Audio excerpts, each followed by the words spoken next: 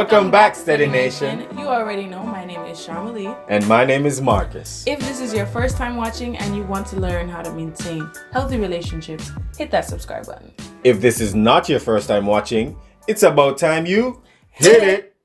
So today we're going to be talking about, we're going to be discussing this topic of whether or not you should be living together before you're married. So that should be interesting. So let's get right into the video. So, what do you think? Should we live together before we're married? Well, I don't want to do what I think. I want to look at the practical aspects of this. So this question is not something that is directly answered in the Bible. So let's break it down practically and then break it down spiritually to try to really get to the answer, right? So we know people live together all the time. We know people live together in college. People live together, they split their apartments. People share things all the time. People cohabit is what they call it.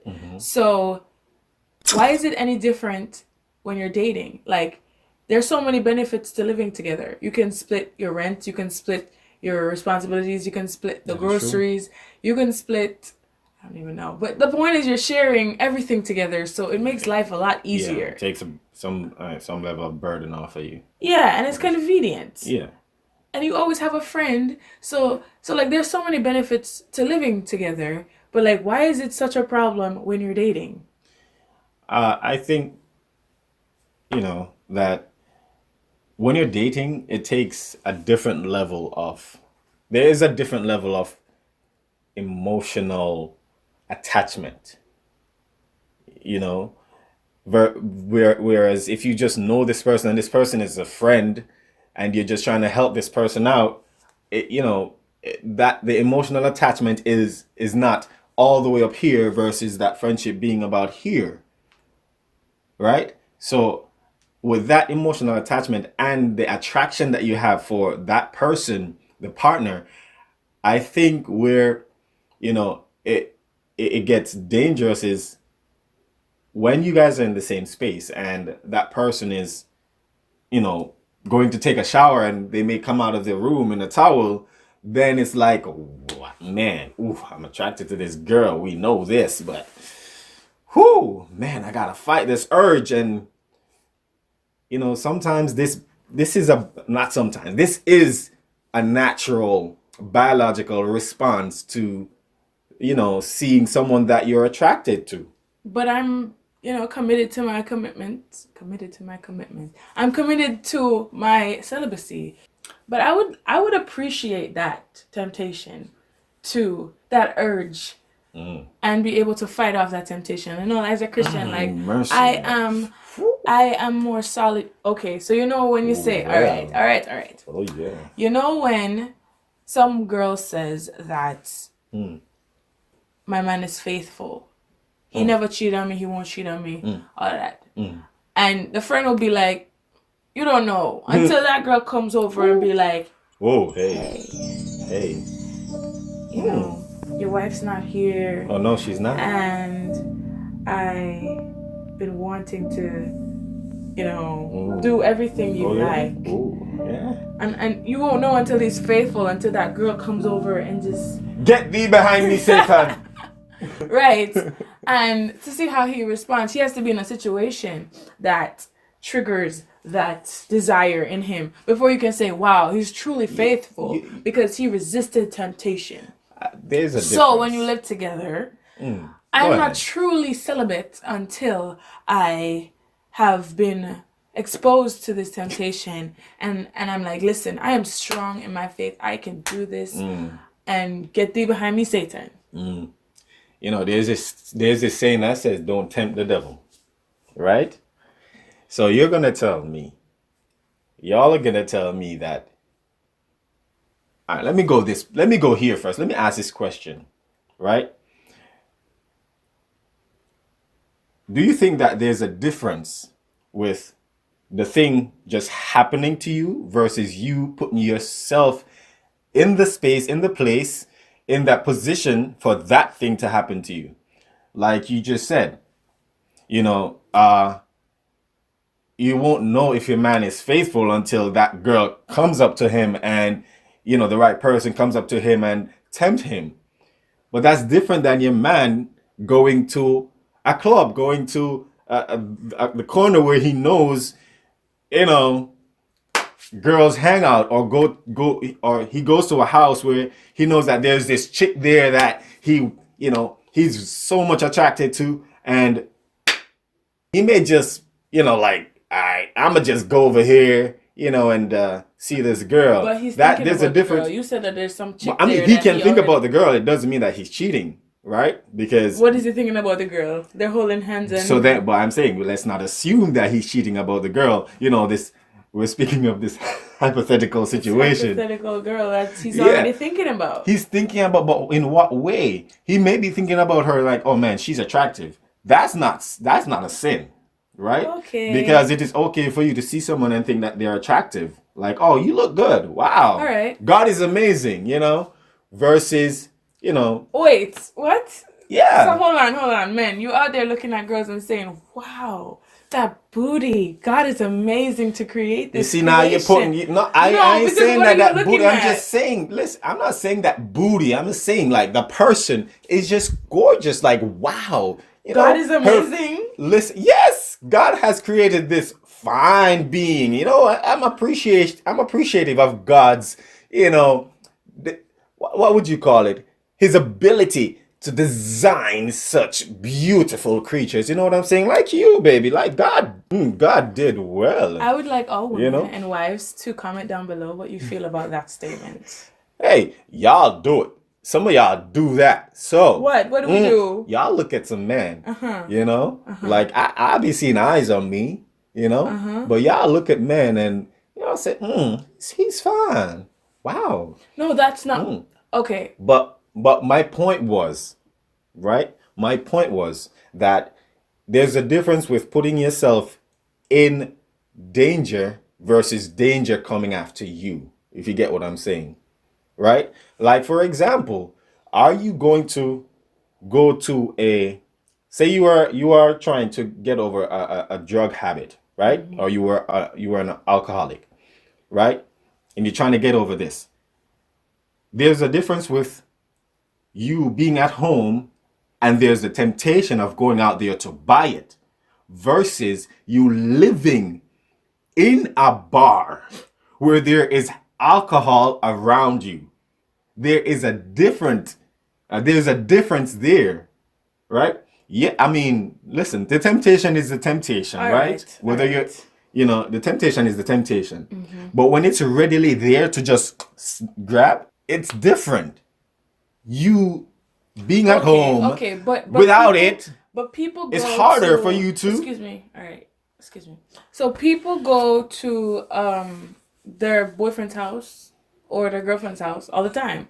So you're telling me that they shouldn't go to each other's house because they're right there at arm's reach.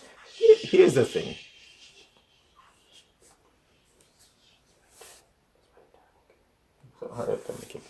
Okay, so people go to each other's house all the time. They're right there at arm's reach. They're usually alone in that situation. Like, they still have opportunity right there to sin, so they shouldn't go to each other's house. Is what you're saying? No, that's not what I'm saying. So then the same way you can fight off that temptation is the same way. Here's how it's easier to fight off that temptation.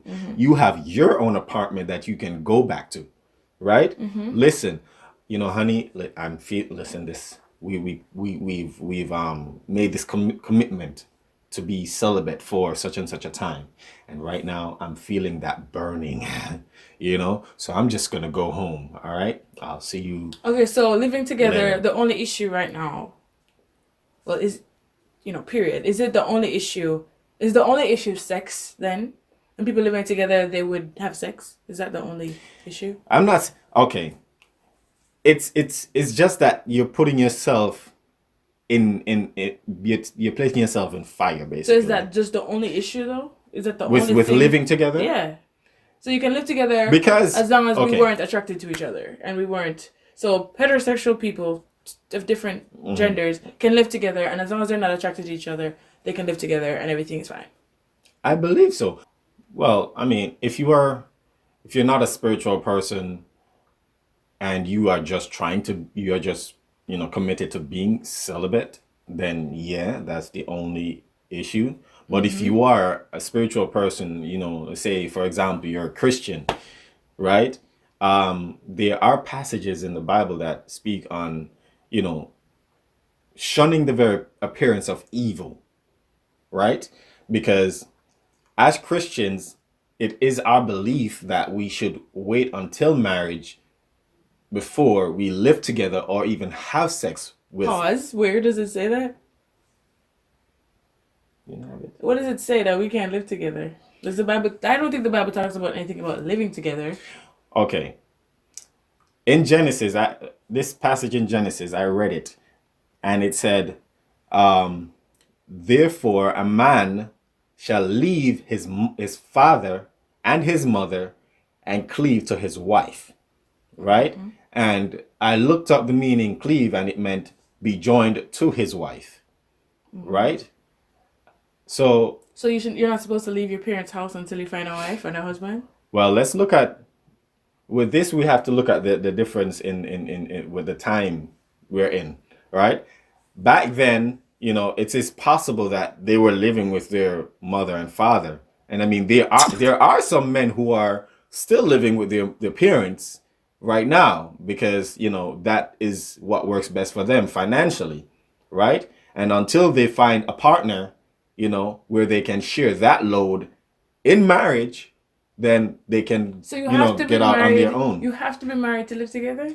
You just okay. We just said that people can live together, platonic relationships can live together and share a space, but you just told me that you're not supposed to leave your house until you cleave to a wife or a husband. So you're saying the times have changed too, so it could be that more people are moving out of their house, but they shouldn't then in that case. Okay. We are speaking for, right? We are speaking on those who are in a relationship and are either living together or planning to live together before getting married. I'm not speaking for individuals who, just decide to get a roommate because, it helps them financially. You just know this person and you're like, okay, here's the thing. I can't afford this rent. I'd love to, get out on my own. But if you come join me, we can split this rent, and it helps you, it helps me, and we do this thing. Versus the person who is in a relationship, that person is your potential life partner, right?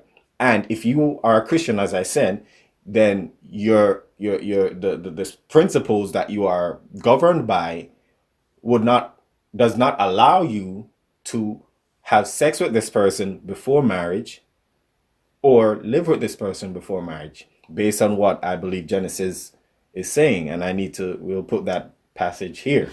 Living meaning that they don't sleep over? Because if I come to your house three times a week and I sleep over, it's not, I mean, we're not living together because this is not my house and this is not where I live, but I'm there a lot. Okay. So isn't it the same thing? You just might as well live together, make it easier, less gas if I'm driving to your house or I'm taking a cab or whatever it is.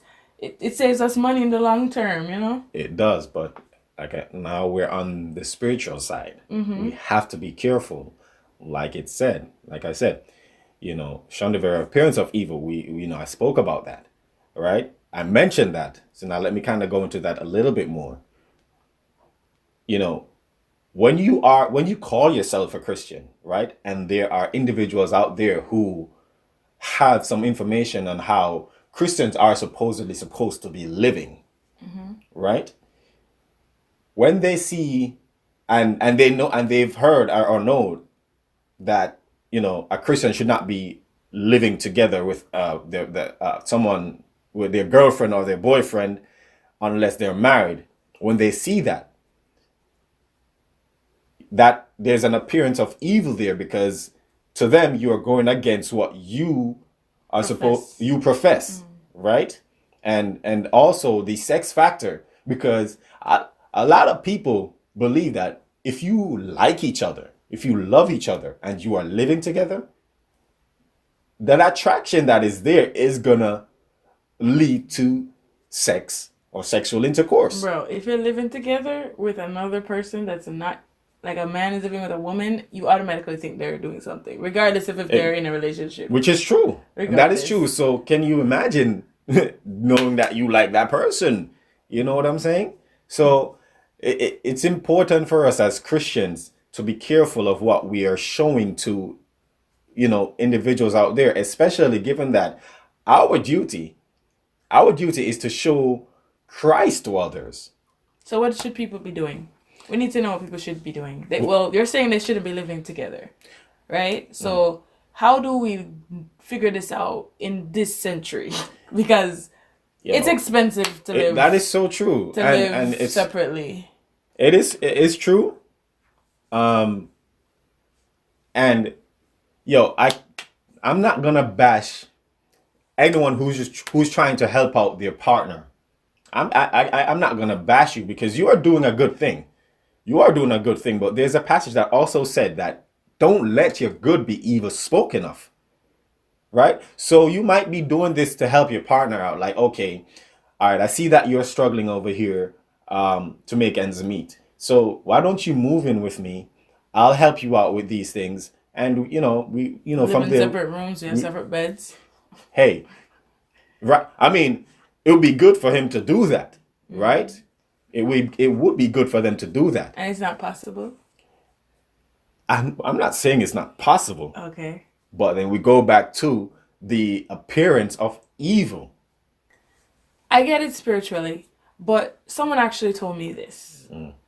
They asked me if we lived together before we were married. And I said no. Because we didn't live together before we were married. Did we ever say that? No, yeah. And they said, listen, you just found somebody, you love them outside of the house, but it's different when you love somebody and you're going out with them and you move in together and you see their true colors. You see how messy they are. You see, or, how organized they are if you're not messy. Or you see how they live. It's different. Living with somebody, you see how they smell. You see everything. They fart all day. Whatever it is, as gross as it gets, you see everything.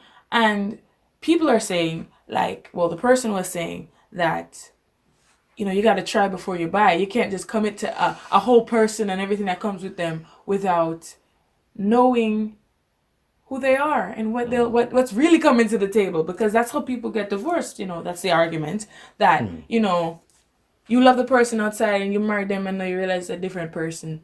So that, you leave the relationship. You leave the relationship and you could have all been avoided. It could have all been avoided if you had a roommate situation for a while and realized, this is really who this person is. They don't always smell like cologne. Well, that's a very good point. When you're dating intentionally and you're asking the right questions, some of these will come out in that process, right? And here's my thing with that too. I think that you are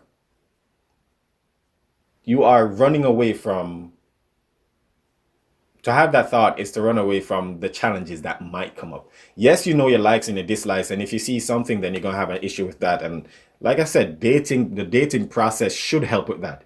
And you're not going to get it right all the time, right? So, I mean, if you get it wrong, you have made a commitment in marriage for better or for worse, which is suggesting. And that's the problem. They said they are stuck in a situation where they weren't aware of. They thought this person was clean, and now they're married. And yes, for better or for worse, but emotionally and mentally, that person's gonna be like, you tricked me. They might. Well, here's the thing: you're gonna put your best foot forward while dating. All of us are gonna do that, right? Mm-hmm. So there's going to be this appearance of, of goodness, right? Where there may not be a complete goodness. where there is not a complete goodness, because none is good, none but God, right? So there's that, right? But in that relationship, if you find that out in that relationship, a part of that relationship growing and getting stronger, right? Which it needs both of you to be on the same page with that, is good communication.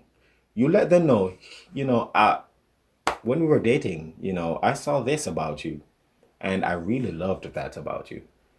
Because But now you smell. and now you smell. Listen, say just say, honey, let's go shower together. You know, oh baby, I feel like showering with you today. Let's go shower together. You know, if you have to do that 10 times throughout the day, then if that person needs that much, then you do that. There are ways that you can work around, finding faults, right? Because none of us, we are not perfect. That person might find something in you that they didn't see from the beginning, and they're willing to work through it with you. So why not? And that helps the relationship to get stronger, right? I mean, adversities are there for you or, the situation to get stronger, right? So the marriage situation can get stronger if you both work through this thing. Our argument is that despite not knowing the person's true state, how they truly live, marriage is not about finding the perfect person in like the perfect scenario, the perfect living situation, the perfect clothes or whatever smelling good. Marriage is not about finding the perfect. It's about two imperfects choosing love and committing to loving that person through it all. So you don't need to live together before marriage. Honestly, you don't need to even know where the person lives. I mean, you know yourself, you know your situation. Our situation is different from yours, so we can't tell you, all right, yeah, go over to your boyfriend's house, go over to your girlfriend's house, sleep over your boyfriend's house. We cannot tell you whether or not that's okay. For us, it might have been okay. For you, it's not, because you don't have the same level of willpower or self-control or whatever it is, that you and I are not the same, and you Guy and Marcus are not the same. So you have to know yourself and what you know you can handle. Some couples don't kiss. Some couples can't kiss because they know that once they kiss, they know themselves, they're weak. It's over. They don't kiss. So they have committed to not kissing because in the past, all the relationships that started with kissing led them to have sex. So they've decided not to kiss. And that's how that. It works for them. Yeah, and people who have been kissing from they were 12 are virgins. True. I'm just saying, like, there are people who can handle it and people who can't handle it. Living together is never okay, regardless of if you can handle it, because we don't want to send the wrong impression to people. We don't want people to think, oh, you're a Christian and you're living together. Like, that is not a testimony of your strength and temptation. The testimony is that you have the patience to wait before even living together and showing others that it's going to be corrupted. And I find it strange that there's so many Christians out there who think it's okay. And I understand situations can happen where you need to help your friend out and they can be on your couch or something like that, but that cannot be the permanent. It shouldn't even be for more than a week. And if that's the case, you should find a solution. God will open another way. You don't need to say, oh, this was the only option, because you are saying, oh, you exhausted, it's the last resort. But it's not the resort. If that's the last resort and you really love that person, marry them. If you care so much about them. Yeah, Paul said, I mean, in this context, he was talking about it's better to marry than to burn with lust. So I'm just gonna add, let me look at it on a wider, with a wider lens. Is that it's better to marry than to give off the impression of living together, having sex, without being married, right? So, hey, if you guys are gonna move in together, right? just get married. I mean, Yeah. if you're not ready to marry that person, don't move in together. Yeah, but it's like go, okay, so it's Like- cheaper. Let's just get married. It's cheaper. Let's get married. Right? I mean, that's not what we're if saying. you're already you're sharing every bill, cutting bills, and taking care of this and taking care of that amongst yourselves, then you are already acting as a married couple. They're seeing acting that as a roommate. They're not really acting like a married couple, but like they're working together in the form of a roommate. But as you said, the temptation. I mean, not if they're just living, about sex. if they're sleeping in the same bed, they're not gonna sleep in the same bed. People who say they live together don't usually say they sleep in the same bed. They're gonna say that, oh, I sleep in this room and he sleeps in this room. But well, we how just do share. we know it's true or whether it's true or a lie? I'm just saying what how they do we say. know? How do we know that individuals who say that they're practicing celibacy And living together. While living together, are truly practicing celibacy? So they Right? said so. I have to believe what the people say. They said How do so. we know it's true? That's what they said. And it doesn't matter if it's true But or not. is celibacy? Am I pronouncing it right? Yes, dude. Is celibacy? Okay, you're not. It's celibacy. Is celibacy abstaining from sex, or is it abstaining from all sexual activities? So then you're not supposed to kiss. Right?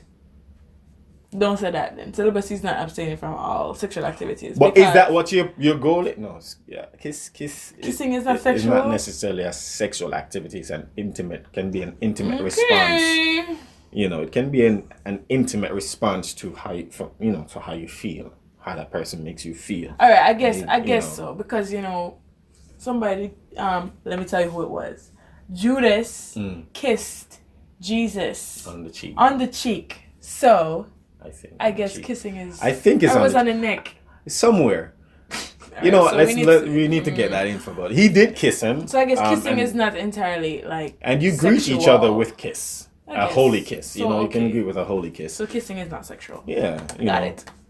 So. But it can lead to sex and sexual things. Yeah. Okay. Yeah. If you're attracted, because I don't think Judas was attracted to Jesus in that way. Okay. No. Continue.